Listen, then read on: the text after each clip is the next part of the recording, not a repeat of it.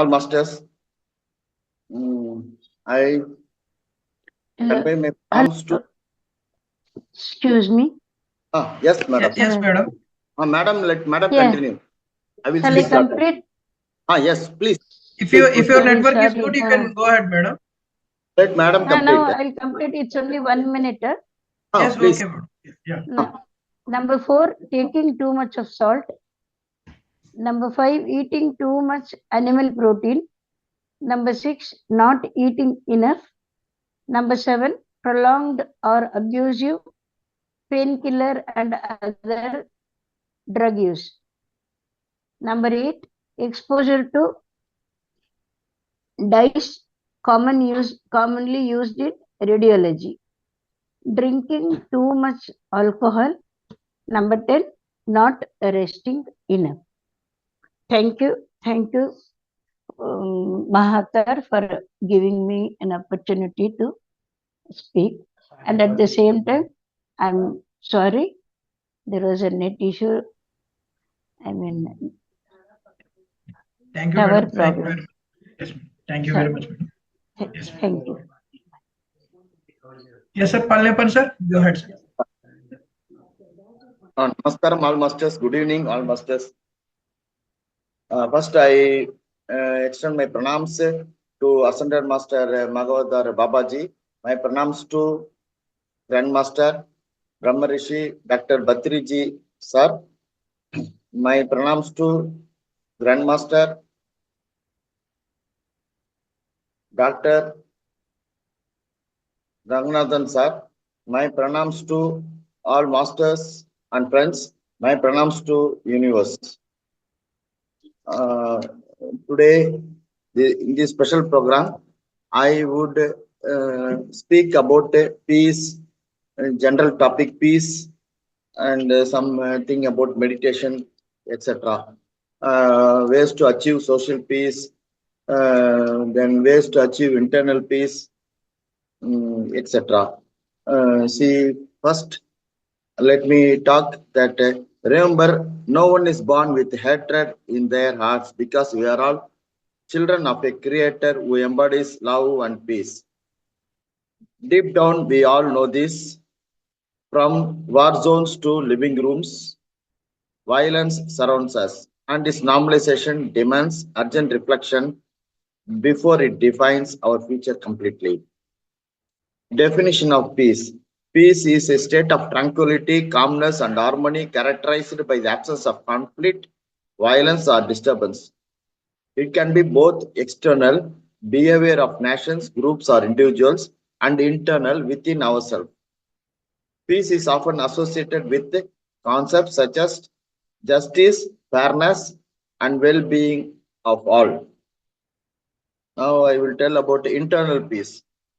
Internal peace, also known as inner peace, refers to a state of mental and emotional calmness, free from anxiety, stress, and negative emotions. It is a state of contentment and acceptance regardless of external circumstances. Importance. We should have mental clarity, emotional stability, physical health, spiritual growth.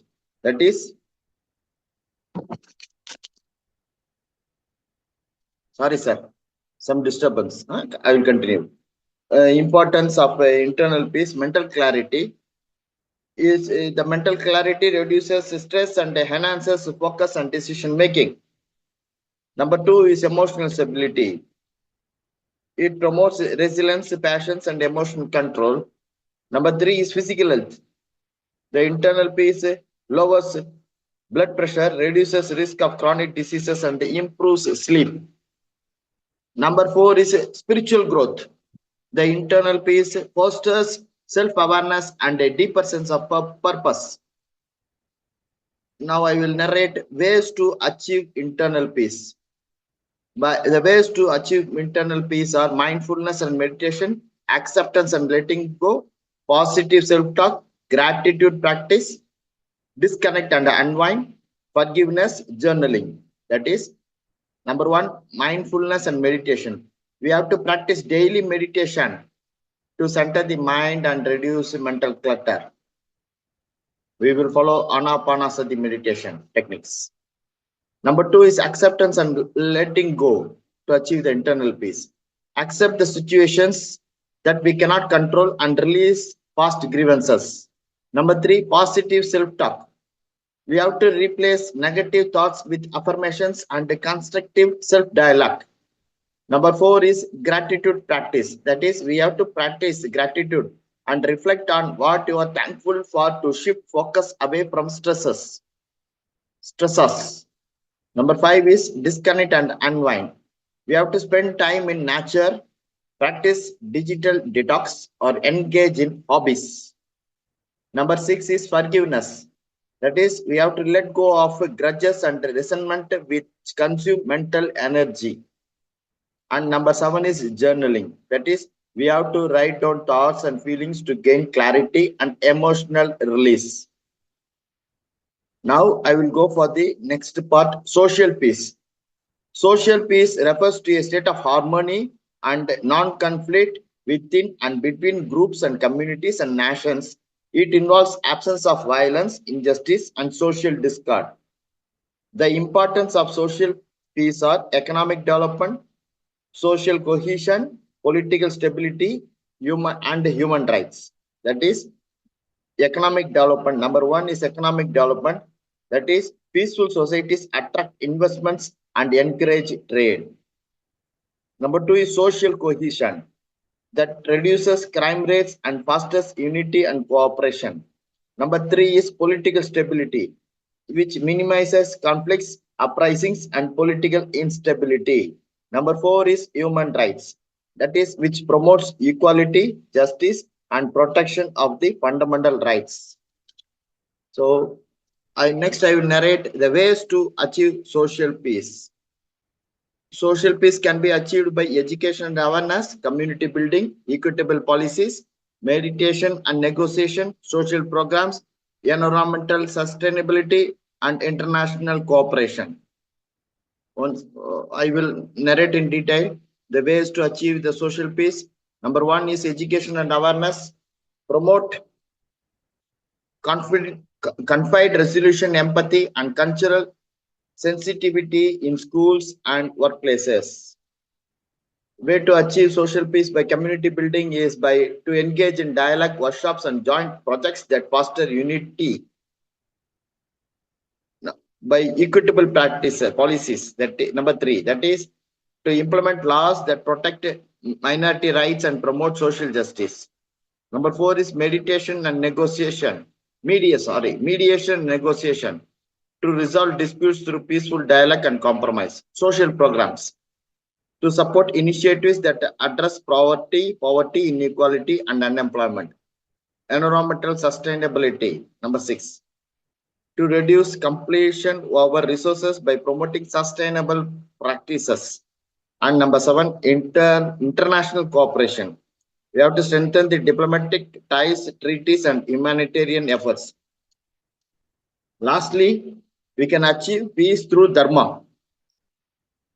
It is an, sir, I will take another few minutes, sir. 3 minutes, sir. Yes, sir.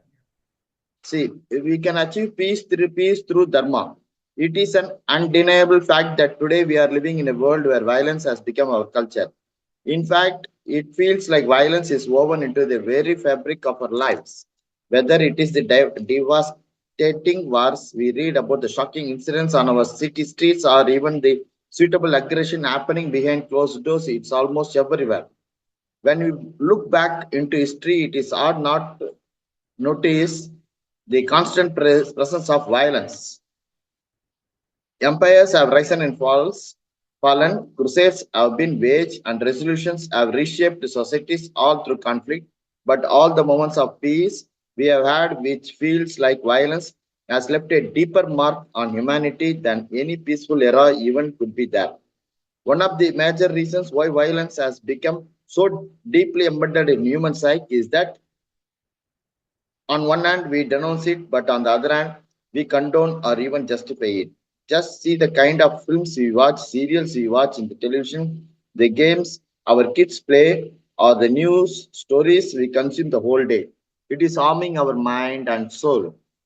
Today, even toys and cartoons spread the virus of violence and are no wonder making the society become increasingly dangerous to live in.